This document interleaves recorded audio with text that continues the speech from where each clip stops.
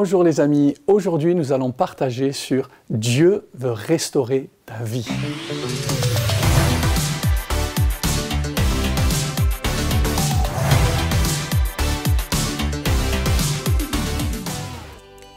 Dans le livre d'Ésaïe, au chapitre 61, verset 4, Dieu dit « Ils rebâtiront sur d'anciennes ruines, ils relèveront d'antiques décombres, ils renouvelleront des villes naguère ravagées, dévastées depuis longtemps. » À cause du péché, de la désobéissance à Dieu, la plupart d'entre nous, mis à part quelques spécimens très rares, mais tout le monde a connu dans sa vie des moments où on a comme été blessé, cassé, où on est tombé, on s'est fait du mal, on a fait des mauvais choix et il y a des choses qui nous sont restées et qui nous ont profondément heurtés, voire déchirés intérieurement.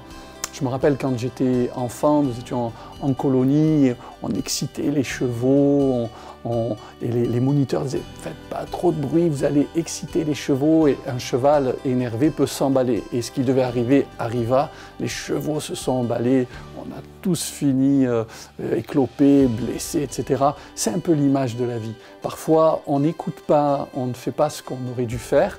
D'autres fois, on est tout simplement des victimes. On n'a rien fait pour vivre, expérimenter les douleurs profondes que nous subissons. Ça peut être un chômage, un divorce, ça peut être un enfant qui a grandi dans un foyer dysfonctionnel, que sais-je, et qui a connu des abus et autres.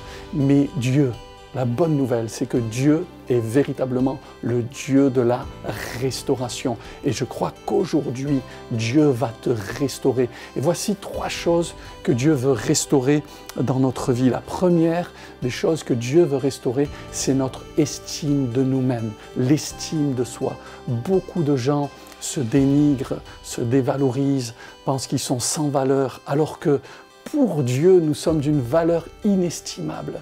Savez-vous, par exemple, que si nous étions la seule personne à aimer et à sauver, je suis sûr que Dieu enverrait quand même son Fils Jésus mourir sur une croix, parce que Dieu nous aime tous et toutes individuellement d'une façon hyper passionnée.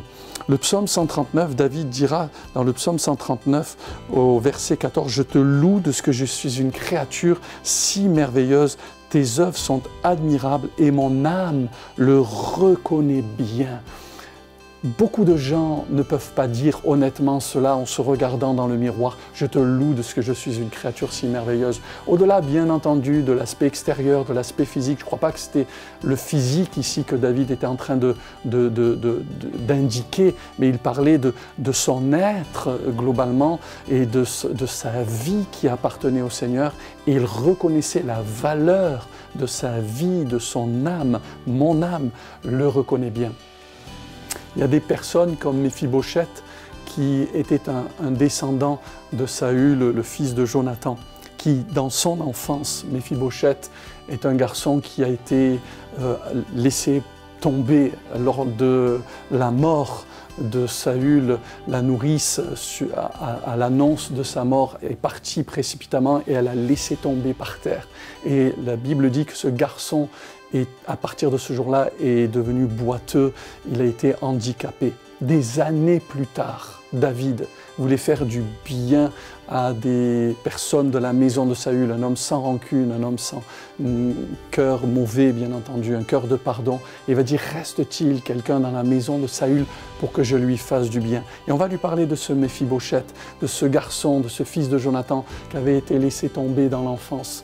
Il était dans un endroit, Lo-debar, dans un endroit désertique, chez Makir, chez le vendu, un contexte épouvantable. Lui, qui était un fils de prince, un fils de roi, qui vivait dans la misère. Et quand David va le faire venir, il va se prosterner devant David et il va dire « Mais pourquoi est-ce que tu regardes un homme comme moi ?»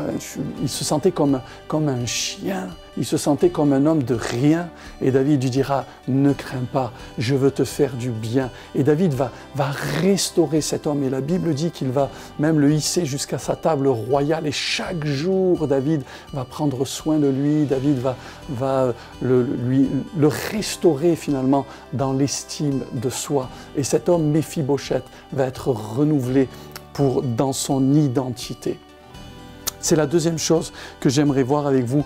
Dieu nous restaure, pas simplement dans notre estime de soi, mais dans notre identité.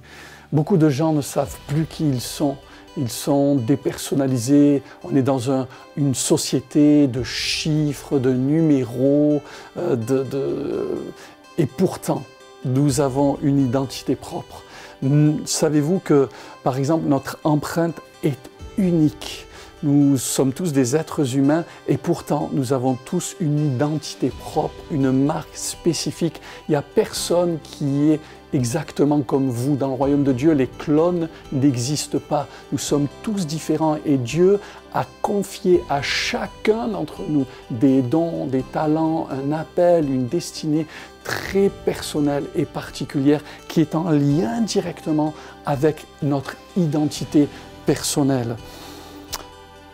Quand on lit la parole de Dieu, on voit par exemple dans l'évangile de Luc au chapitre 15 et au verset 19 que le fils prodigue, après être revenu à la maison ou en revenant à la maison du Père, après avoir gâché pendant des années sa destinée loin de Dieu, il dira à son Père « Je ne suis plus digne d'être appelé ton fils, traite-moi comme l'un de tes mercenaires. » Alors qu'il était fils, de par son identité, il dira « Je ne suis plus digne ». Eh bien, j'aimerais vous dire qu'en Jésus, vous pouvez retrouver votre dignité de fils, votre identité de fils. La Bible dit que ceux qui reçoivent la parole de Dieu, à tous ceux qui l'ont reçue, elle a donné le pouvoir de devenir enfant de Dieu.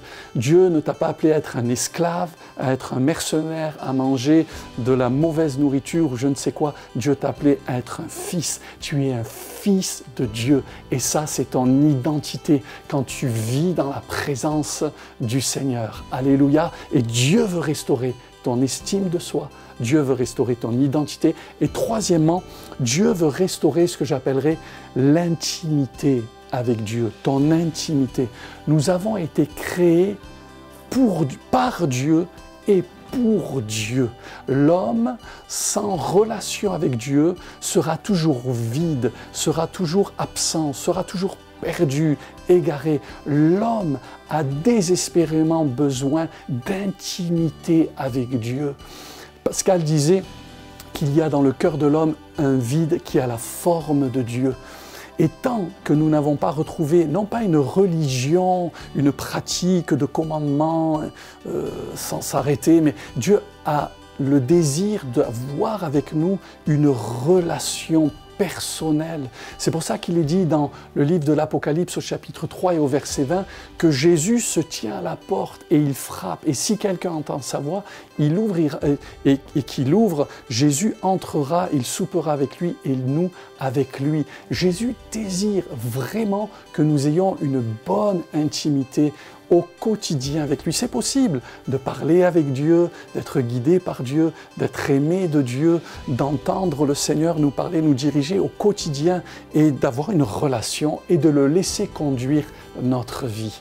Et c'est ce que Dieu veut restaurer. Peut-être que ton intimité avec Dieu n'est qu'un vieux souvenir, tu n'entends plus Dieu parler, tu ne parles plus à Dieu. Eh bien, aujourd'hui, recommence. Tu peux par la prière, en lisant la parole de Dieu, en retrouvant une église, tu peux retrouver l'intimité, le cœur à cœur avec Dieu, parler avec lui et te sentir profondément accepté et aimé. Dieu veut te restaurer dans ton intimité. Dieu veut te restaurer dans ton estime de soi, dans ton intimité et dans ton identité. Sois richement béni et je te souhaite une bonne continuation.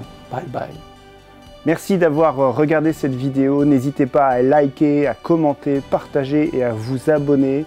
On est aussi disponible sur les réseaux habituels, Instagram, Facebook et sur le site officiel de l'église, Église Ciel Ouvert. Que Dieu vous garde, Dieu vous bénisse, à bientôt.